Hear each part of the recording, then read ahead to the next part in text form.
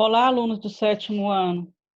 Vamos hoje assistir uma videoaula sobre o Centro-Oeste, a nossa região. Vou conversar com vocês sobre o capítulo 29 do nosso livro, 29 e 30. Unidade 8 do livro, que fala sobre a região Centro-Oeste. As principais cidades que nós temos na região Centro-Oeste, Brasília e Goiânia. As duas são cidades que foram planejadas, foram construídas com um projeto, com planejamento, né? Brasília foi inaugurada em 1960 e Goiânia em 1937. E essas duas cidades cresceram muito, né? A população nos últimos 40 anos. Houve um grande crescimento populacional. E Goiânia é considerada a cidade mais arborizada do país. Aqui, ó, nesse gráfico, a gente vê a questão da população, ó, de 1960 a 2017. Foi crescendo o número de habitantes, né, nas duas capitais. Agora vamos aqui para o capítulo 29. A gente vai começar aqui o capítulo 29, vendo a questão da localização da região centro-oeste e do meio natural, a vegetação, o clima, o relevo, né? O Centro-Oeste é a única região do Brasil que não é banhada pelo Oceano Atlântico. É a região mais interiorizada do território brasileiro. Segunda região do Brasil em área territorial, ela é superada em extensão apenas pela região norte, então é uma região muito grande. E aqui, esse dado, ó, de 2017, a população estimada da região centro-oeste era quase 16 milhões de habitantes, né? Isso aqui em 2017, então hoje deve estar maior o número de habitantes. E ela é uma considerada a região menos populosa das regiões do Brasil, em comparação com as outras regiões. E aí, na nossa região, a gente tem a capital do Brasil, né, capital política e administrativa, que é Brasília. Do século XVI até o século XX, a região centro-oeste ela foi pouco povoada e um pouco desconectada com as outras regiões do país, né, isolada por ela ser a mais interiorizada no território. Então, a partir da década de 1940 e 1950, começou um processo de aumento da população, com a construção de rodovias e expansão da agropecuária, com a implantação de fazendas de gado, a agricultura e os sítios, né? E aí foi acontecendo o processo de aumento populacional. Aqui o mapa, ó, da nossa região, Distrito Federal, Brasília, capital do Distrito Federal, Goiás, capital Goiânia, Mato Grosso do Sul, capital Campo Grande, e Mato Grosso, capital Cuiabá. Né? Aqui o mapinha nosso, da nossa região. Agora vamos ver aqui a questão do relevo. Qual que é o relevo predominante na nossa região? Predominam as altitudes de 200 a 500 metros. Então, é um território que tem altitude, mas não tem grandes altitudes, né? A região onde tem as altitudes mais elevadas, elas estão no estado de Goiás, que é a Serra dos Pirineus e a Chapada dos Veadeiros. As terras de baixa altitude tem a região do Pantanal Mato-Grossense, que vai de 100 a 200 metros de altitude, que é as regiões de altitude mais baixa. Então, fica no Pantanal Mato-Grossense. Predomina na região centro-oeste os planaltos e as chapadas, que agrupados eles têm a denominação de Planalto Central do Brasil. Brasília está situada nesse Planalto Central do Brasil. Tem as depressões, as principais depressões, depressão do Tocantins e depressão marginal sul-amazônica, que vai desde o norte do Mato Grosso até o vale do Rio Amazonas. As planícies ocupam a área do Pantanal, planície e Pantanal do Rio Paraguai e por um trecho da planície do Rio Araguaia. Hidrografia.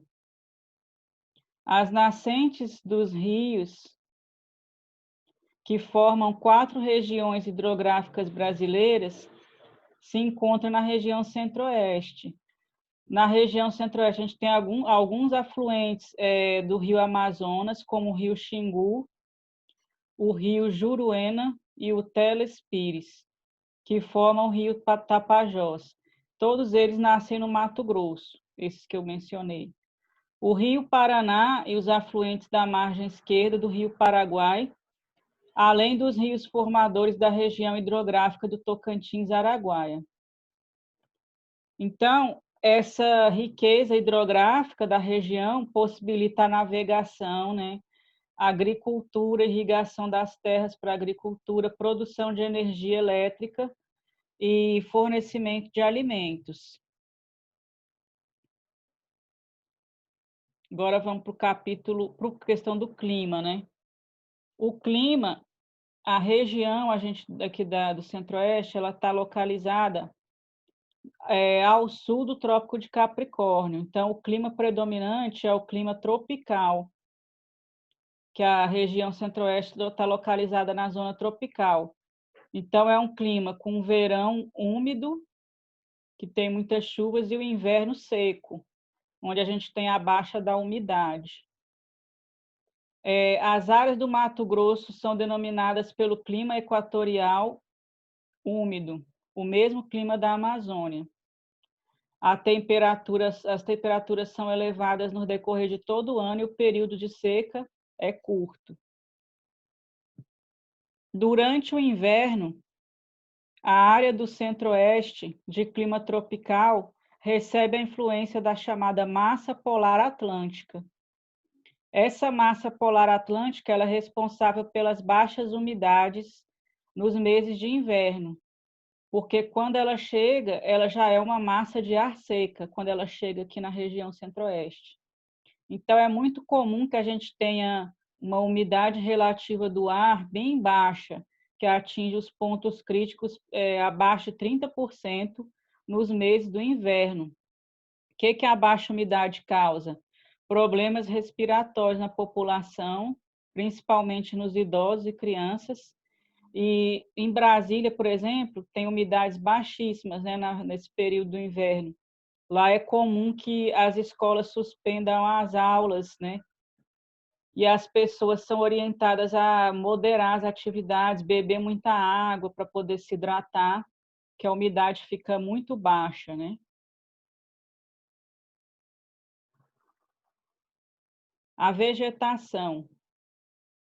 A região centro-oeste, originalmente ela era coberta pela floresta amazônica e pela a Mata Atlântica, e também pelo cerrado, que é a vegetação característica, né, principalmente no Mato Grosso do Sul, Goiás e no Mato Grosso. E também a vegetação do Pantanal, que é denominada Complexo do Pantanal. As características da floresta amazônica, da vegetação do Pantanal e do Cerrado, e os impactos ambientais sobre esses domínios, a gente viu no percurso 4, né, a questão dessa vegetação. A expansão da fronteira agropecuária na região modificou a paisagem no centro-oeste nos últimos 50 anos, porque teve a instalação de grandes fazendas de gado que substituíram a vegetação original, né? Que é essa aqui, ó, da floresta amazônica, Mata Atlântica, Cerrado do Pantanal. Aí aqui, ó, a devastação causada pela ação humana afetou intensamente as áreas de cerrado e da floresta amazônica. Então, houve uma transformação por causa da ação humana, de degradação dessas vegetações naturais, né? Esse infográfico aqui, ele fala sobre o Pantanal. Pantanal, localizado na bacia do Alto Paraguai, é a maior planície alagável das Américas. O tempo de seca do Pantanal é de maio a outubro, quando se formam lagoas e os chamados corichos, né? A criação extensiva de gado e a pesca e o ecoturismo são as principais atividades econômicas nessa região. Aí aqui ele fala, no tempo da chuva tem o alagamento, tem as cheias, né? Que formam essas baías e corichos, chamados corichos. Cerca de 85% do Pantanal está no território brasileiro, mas tem uma parte que está na Bolívia e no Paraguai. E lá ele é chamado de Chaco. Aqui, ó, o que são esses corichos? Ó? Canais naturais que escoam a água das lagoas para os rios e ligam as baías. E o que são as baías? Lagoas rasas de água doce de até 2 metros de profundidade. Aqui a vegetação. O tempo da cheia vai de novembro a abril, quando os rios transbordam e as planícies são inundadas. O Pantanal ele é reconhecido pela importância que ele tem para a biodiversidade e o desenvolvimento econômico, cultural e ecológico do país, né? A vegetação do Pantanal é um grande complexo de ecossistemas. Agora vamos aqui para o capítulo 30, sobre fatores iniciais da construção de espaços geográficos. Os primeiros pessoas que chegaram aqui foram os portugueses, na região do Centro-Oeste, durante o século XVI, XVII e XVIII, e eles encontraram aqui os povos indígenas que viviam na região. Os bandeirantes, eles vinham para a região aqui de Goiás à procura de ouro e pedras preciosas, e também para aprisionar indígenas e vender eles como escravos, né, principalmente para a região do Nordeste, onde tinha a produção açucareira. Então, os bandeirantes chegaram aqui no século XVI, 17, 18, nesse período, procurando pedras preciosas. E aí, nas regiões que eles encontraram ouro, né, pedras preciosas, eles se fixaram e deram origem ao que era chamado de arraial, que era um povoamento, né? Então, quando naquele local eles conseguiam exploração de ouro em grande quantidade, eles se fixavam naquela região, formando um povoado que se transformava em vilas e depois em cidades. Por exemplo, a cidade de Cuiabá, foi assim a história dela, né? Primeiro ela foi um arraial formado por bandeirantes e depois se tornou uma cidade no Mato Grosso do Sul. No Mato Grosso, né? Corumbá, no Mato Grosso do Sul também, Cáceres, no estado do Mato Grosso, são cidades que foram fundadas por esses bandeirantes. A cidade de Goiás, né, que é chamada Goiás Velho, também foi um arraial, que foi a primeira capital de Goiás. Aí, quando eu for mais para frente, a gente vai ver falando sobre a cidade de Goiás. Então, no século XIX, esse aqui, o Cândido Marechal da Silva Rondon, que era um militar de origem indígena, nascido no Mato Grosso, ele iniciou um trabalho de reconhecimento do sertão mato-grossense e amazônico. O que ele fazia? Expedições, né? Trabalho de campo, viagens pela região. Então, ele foi mapeando os rios, fazendo anotações sobre o relevo, as características do relevo, e essas foram as primeiras chamadas cartas geográficas, né, do estado do Mato Grosso, que registrava ali a questão do relevo, das características hidrográficas, né. Sob o comando do Rondon, foi construída uma linha telegráfica entre Cuiabá e a região do Rio Araguaia, que era habitada pelos indígenas do grupo Bororo.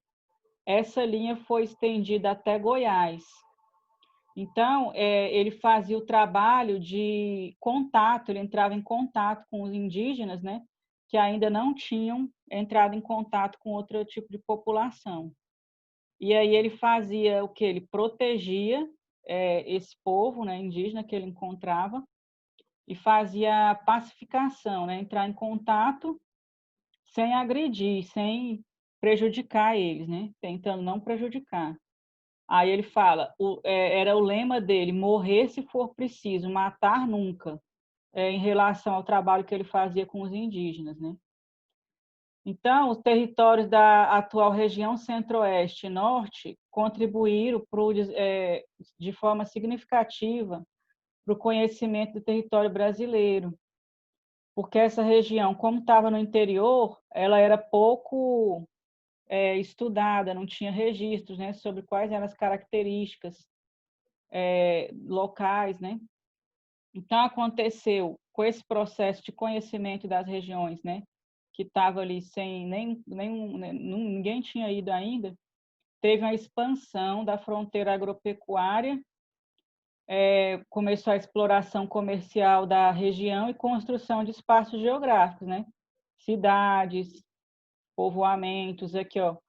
Essa figura, ó, Marechal Rondon, no centro da foto, usando chapéu de aba larga, esse aqui que está bem aqui no centro da foto, conversa com indígenas aritis durante uma de suas missões no estado do Mato Grosso, no início do século XX.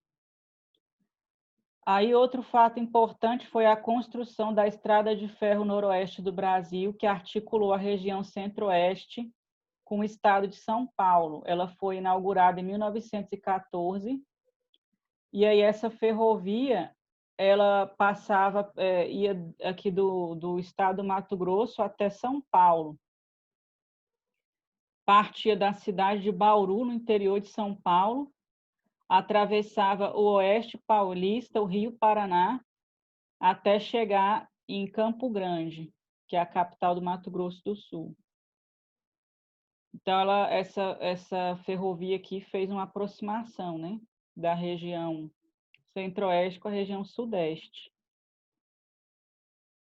A implantação dessa ferrovia alterou profundamente as comunicações entre o centro-oeste e o sudeste. A ferrovia integrou espaços geográficos com outras áreas e estimulou a migração, principalmente de paulistas para o Mato Grosso do Sul. Aqui é uma imagem, ó, que ela está sob o rio, né? Até meados do século XX, um povoamento escasso, né? Região centro-oeste manteve-se isolada e pouco povoada durante muito tempo, do período colonial até meados do século XX. Não havia atrativos econômicos que justificassem a migração para a região. E, além disso, tinha a falta de ferrovias e rodovias para conectar ela com as outras regiões do país, né? Em 1900, a cidade de Campo Grande era uma pequena vila e Cuiabá apresentava apenas 35 mil habitantes. Em 2017, Campo Grande tinha 874.270 habitantes e Cuiabá já apresentava 590.118 habitantes. Goiânia, né, nossa cidade, foi fundada em 1937 para ser a nova capital do estado de Goiás. Ela foi planejada, né? Foi feito o projeto da cidade, da construção da cidade. Antes dela, a capital de Goiás era a cidade de Goiás, chamada também de Vila Boa. Ela foi capital desde 1818. Então, em 1950, Goiânia ainda era uma cidade pequena, tinha pouco mais de 50 mil habitantes. Hoje, ela tem mais de 1.500.000 habitantes, né? A partir de meados do século XX, a economia do Centro-Oeste começou a crescer. Aqui, ó, essa imagem aqui, ó, Vila Boa de Goiás, antiga capital do estado de Goiás. Hoje a cidade de Goiás é patrimônio da humanidade, né? Patrimônio histórico da humanidade. Toda a arquitetura, né? A forma que a cidade foi desenvolvendo, ela é considerada um patrimônio cultural. Então, vou parar por aqui. A gente viu 2 capítulos, né? Que tem que correr um pouquinho, senão não dá para ver todo o conteúdo. A gente viu 2 capítulos sobre a região centro-oeste, Na próxima aula, eu continuo no capítulo 31. Até mais.